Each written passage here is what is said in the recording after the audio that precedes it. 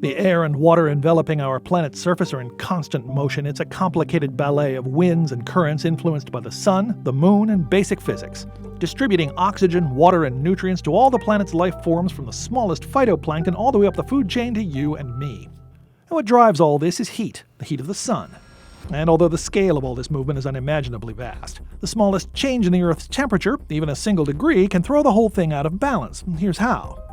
It begins with the air. The heat of the sun warms it, warm air rises, then it cools and sinks back to Earth, a rising and falling flow in what are known as convection cells. The sun warms the Earth most directly at the equator, so these cells, Hadley cells, are the main engine driving all the rest of it. Meanwhile, the Earth is rotating, imparting a circular motion to the air as it cools and sinks. This is the Coriolis effect. And the wind drives the water, generating rotating ocean currents known as gyres.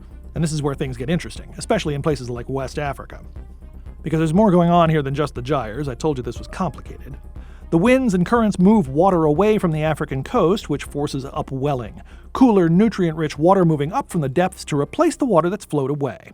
These nutrients feed plankton. The blooms of plankton feed fish. The fish feed, you guessed it, people.